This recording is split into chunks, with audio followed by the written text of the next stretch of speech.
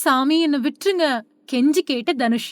விடாம திட்டின செல்வராகவன். தமிழ் சினிமாவில முன்னணி நடிகரா திகழ்ந்துட்டு வரக்கூடிய நடிகர் தனுஷ் இயக்கி நடிச்ச இட்லி கடை படம் ரிலீஸ் ஆகி மக்கள் மத்தியில நல்ல வரவேற்பு பெற்று வருது.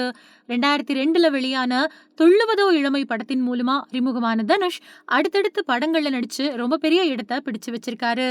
இந்த நிலையில தனுஷோட அப்பாவும் இயக்குனருமான கஸ்தூரி ராஜா தனுஷுக்கு நடிப்புல விருப்பம் இல்லாம தான் ஒரு செஃப் ஆகணும் அப்படின்னு விரும்பினதா சொல்லியிருக்காரு.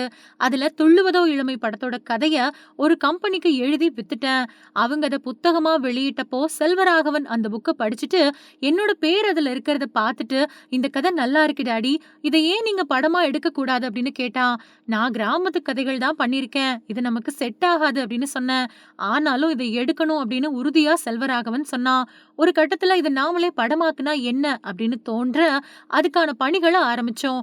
அப்போ அந்த படத்துல மகேஷ் கேரக்டர்ல நடிக்க கிட்டத்தட்ட 100-150 பசங்களை பார்த்தோம். அதுல உதய் கிரண் செட் ஆனாரு. அவர்கிட்ட கதை சொல்லி அவரும் நடிக்கிறேன் அப்படின்னு சொல்ல, ஆனா அவரை வச்சு படம் தயாரிக்க ஒரு நிறுவனம் அக்ரிமெண்ட் போட்டுருச்சு. அவரை வச்சு நீங்க படம் எடுக்க முடியாது அப்படின்னு சொல்லிட்டாங்க. ஒரு தடவை வீட்ல இருந்த தனுஷ் ஸ்கூலுக்கு போறத பார்த்துட்டு இவனே சரியா இருப்பான் அப்படின்னு யோசிச்சு வீட்ல சொன்னேன்.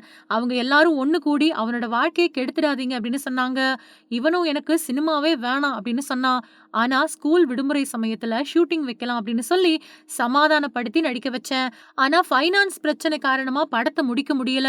75% ஷூட்டிங் முடிஞ்சிருச்சு. அப்போ கிராமத்து படம் இயக்க வாய்ப்பு வந்துச்சு. பண தேவை காரணமா அந்த படத்தை இயக்க ஒத்துக்கிட்டதால சினிமா ஆசையில இருந்த செல்வா கிட்ட மிச்சம் இருக்கக்கூடிய ஷூட்டிங்கை முடிக்க சொன்னேன். ஆனா அவன் நான் எடுத்த எல்லாத்தையும் விட்டுட்டு புதுசா ஒரு படம் எடுத்தான். அதுதான் நீங்க இப்ப பார்த்துட்டு இருக்கக்கூடிய துள்ளுவதோ இளமை. அதுக்கு பின்னாடி செல்வராகவன் இயக்குன காதல் கொண்டேன் படத்துல தனுஷ் நடிச்சான். யாரு தவறு செஞ்சாலும் செல்வா தனுஷை தான் திட்டுவான். தனுஷ் வீட்டுக்கு வந்து சினிமாவே எனக்கு வேண்டாம்ப்பா, யாரு தப்பு பண்ணாலும் இவன் என்னத்தான் திட்டுறான் அப்படின்னு சொல்லுவான். குடும்பத்துக்காக தான் செல்வா இப்படி செய்யறான் அப்படின்னு நாங்க தனுஷை சமாதானப்படுத்தி நடிக்க வச்சோம். சுல்லான் படம் வரைக்குமே தனுஷுக்கு நடிக்க விருப்பமே இல்லை அப்படின்னு சொல்லியிருக்காரு கஸ்தூரி ராஜா.